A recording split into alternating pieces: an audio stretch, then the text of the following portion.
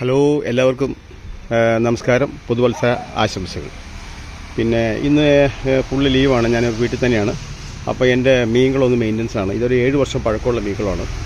അപ്പോൾ ഞാനിപ്പോൾ എന്താ ചെയ്യുന്നത്, പ്രശ്നങ്ങളൊന്നുമില്ല. ഞാനൊക്കെ കളറൊക്കെ അടിച്ചിട്ടായിരുന്നതാണ്. പക്ഷേ ഞാനിപ്പോൾ ഒന്നോടെ കൂടി എല്ലാം കംപ്ലീറ്റ് സൈഡെല്ലാം പെയിൻറ്റ് ചെയ്ത് നമ്മൾ പുതിയ തിലാപ്പിയ ഒരു 500 തിലാപ്പി ഇടാൻ പോവാണ്.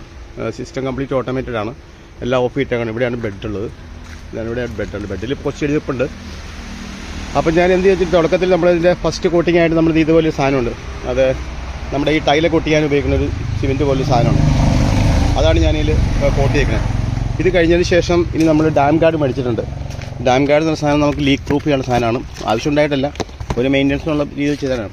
ഡോക്ടർ ഫിക്സിൽ ഡാം ഗാർഡാണ് ഇത് അടിച്ചതിന് ശേഷം നമുക്കിത് കളർ ഭംഗി ഉണ്ടാക്കാനായിട്ട് നമ്മൾ ഉപയോഗിക്കുന്ന സാധനമാണ് ക്ലോറിനേറ്റഡ് ബ്ലൂ.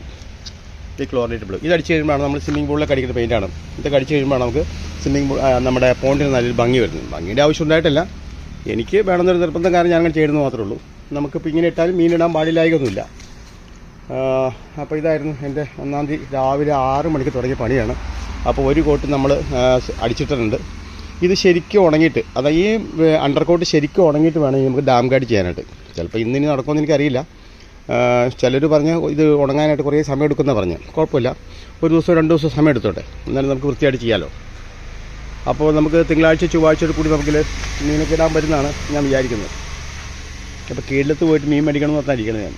തിലാപ്പിയാണ് ഇടാൻ ഉദ്ദേശിക്കുന്നത്. കാരണം അതാണ് നമുക്ക് എളുപ്പത്തിൽ വലിയ പ്രോബ്ലം ഇല്ലാതെ പോകണതും അത്യാവശ്യം നമുക്ക് സെയിൽ ചെയ്യാൻ പറ്റുന്ന സാധനം അതാണ്. ഇത്രയും വർഷം മീൻ വളർത്തിയിട്ട് ഞാൻ അതിന് സെയിലിന് വേണ്ടിയിട്ട് ഞാൻ മീൻ ഇട്ടിട്ടില്ല. കുറേ മീനിടും, നമ്മൾ കുറേ കഴിക്കും, അങ്ങനെയാണ് പോയിക്കൊണ്ടിരുന്നത്. ഇത്തവണ എന്തായാലും ഞാനൊരു ശരിക്കും ഒരു എക്കണോമിക്കലായിട്ട് നമുക്ക് ലാഭകരമാണെന്ന് അറിയാൻ വേണ്ടിയിട്ട് ഞാനൊരു 500 മീനിട്ട് നോക്കുകയാണ്.